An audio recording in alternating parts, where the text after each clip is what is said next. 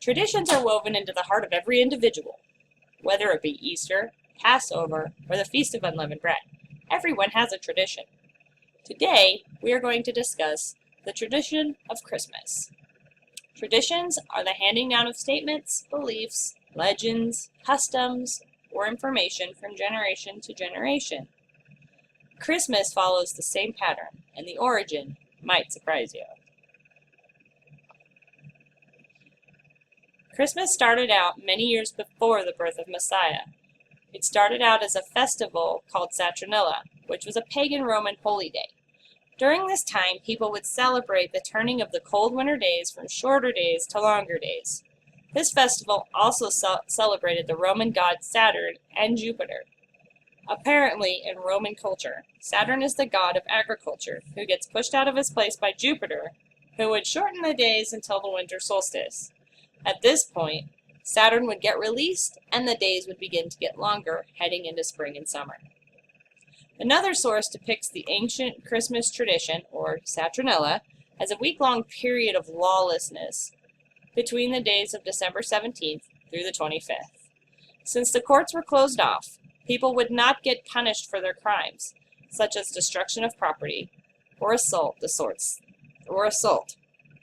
It is also said that people would elect a person who would be given food and other physical indulgences throughout the week, and the Romans thought that by violently murdering this person on the 25th day, they were destroying dark forces. The ancient Greek historian Lucian describes this festival by saying there was human sacrifice, intoxication, going from house to house singing while naked, sounds a lot like caroling, rape, and eating human-shaped cookies, similar to gingerbread men. During the 4th century, Christianity adopted Christmas in hopes of bringing pagans and saving them. The church did succeed in converting many pagans by promising them they could still practice their Saturnalia as Christians. To make this festival Christian, they named December 25th as the birth of Messiah. The early church allowed people to celebrate Christmas the way they always had, by drinking, sexual indulgences, and singing naked in the streets.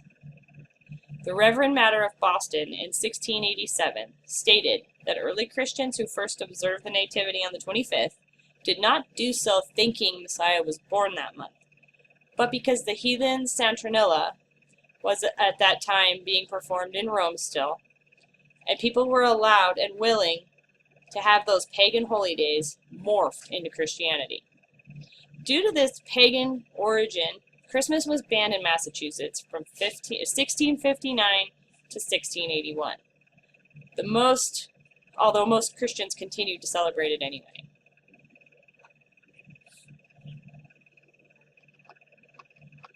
Pagan traditions have often worshipped trees. During the Middle Ages, the Catholic Church decided to adopt a Christmas tree to recruit people into Christianity. This is when the tree became accepted and the church sanctioned it.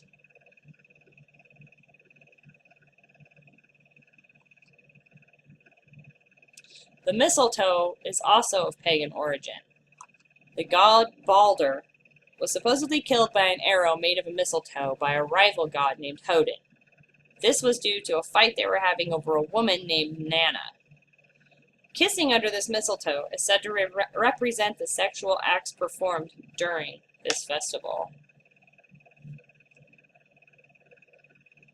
In pre-Christian society, the Roman emperors would convince their most despised citizens to bring gifts during Saturnalia, which was later changed by the Catholic Church to be a representation of the gifts given to baby Messiah by the wise men and by St. Nicholas. Speaking of St. Nicholas, who was he? He was born in Turkey during the year 270. He later became a bishop. Nicholas also helped compile the New Testament, and for a time he would say that the Jews were the children of the devil for sentencing Messiah to death. In 1087, some sailors who worshipped Nicholas moved his bones to Italy, and a deity called the Grandmother was founded. This grandmother would put toys in children's stockings, but was soon pushed out. Years later, the Nicholas cult was adopted by German and Celtic pagans who worshipped a god named Woden. He had a long white beard and rode a horse in the sky one night a year during autumn. Sometime later, the Catholic Church adopted the Nicholas cult and taught that gifts should be distributed on December 25th. In 1809, Washington Irving, who wrote Sleepy Hollow, wrote a Dutch satire about St. Nicholas and 8 flying horses, using the Dutch name Santa Claus.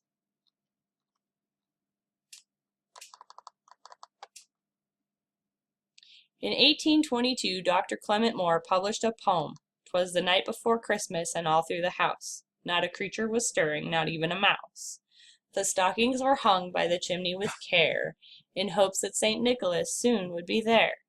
He then depicts Santa with 8 reindeer, and who descended down a chimney. From 1862 through 1866, a Bulgarian illustrator, Thomas Nast, drew over 2,200 pictures of Santa, soliciting a solid image that was not previously there. Before so, people would imagine in their minds what this Saint Nick would look like. They would picture him to be stern or not so stern. He was also given a home in the North Pole with those who worked in a workshop and a list of all the good and bad children of the world. Then, in 1931, Coca-Cola made the soda-drinking Santa. The illustrator made Santa to be cheerful and chubby man, and Coca-Cola wanted him to have a fur-lined clothes and a red outfit.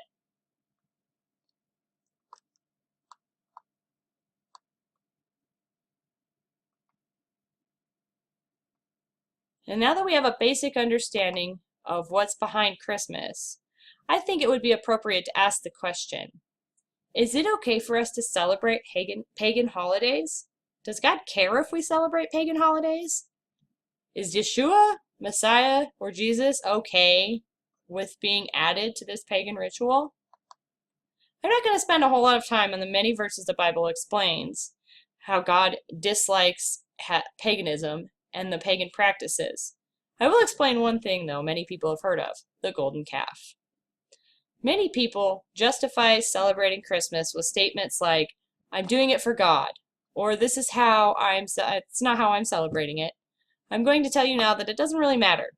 What you think or how you feel or who you think you're doing this for, it doesn't matter. A pagan holiday is a pagan holiday, and a pagan tradition is a pagan tradition. Exodus 32 details the account of the golden calf.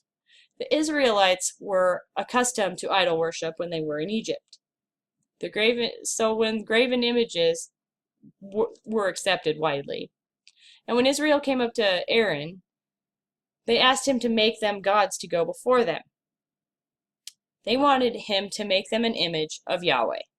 After he had made the calf, Aaron proclaimed that these gods, this golden calf, was the one who brought them out of the land of Egypt.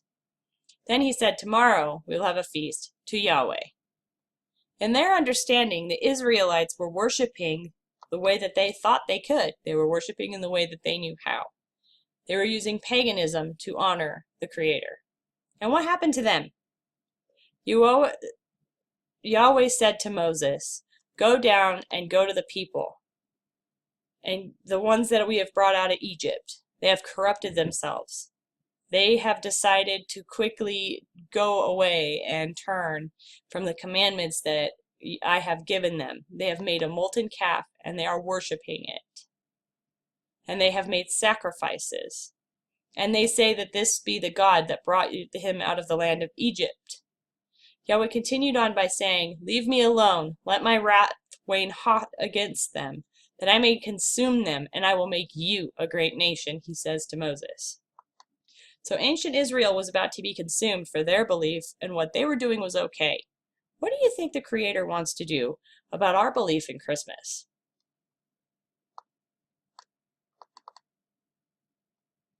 So now that we've discussed how pagan Christmas is, let's take a look at when Messiah was really born.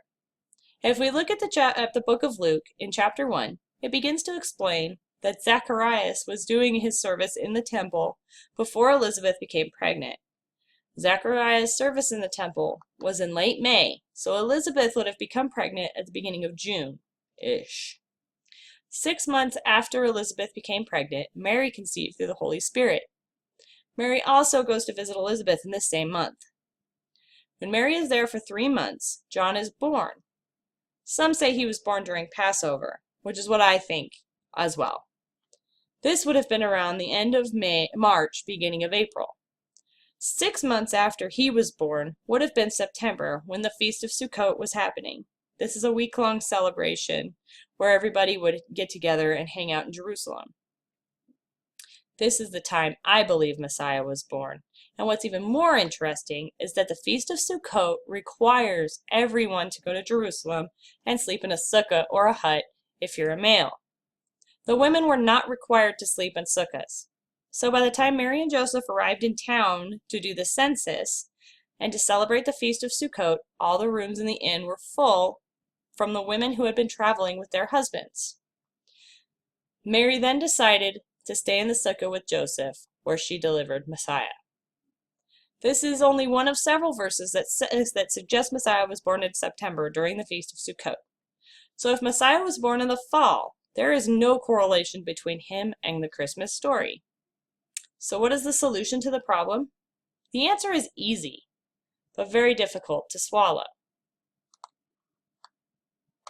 I propose that we put aside our pagan traditions and celebrate the days that the Messiah has set for us. We must put him first, because he is the one being worshipped.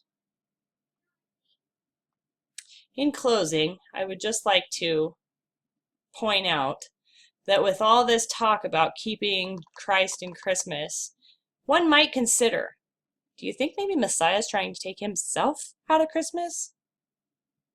For more information, you can watch Truth or Tradition by Jim Staley, or there's also a Truth or Tradition by Michael Rood, which can be found on YouTube.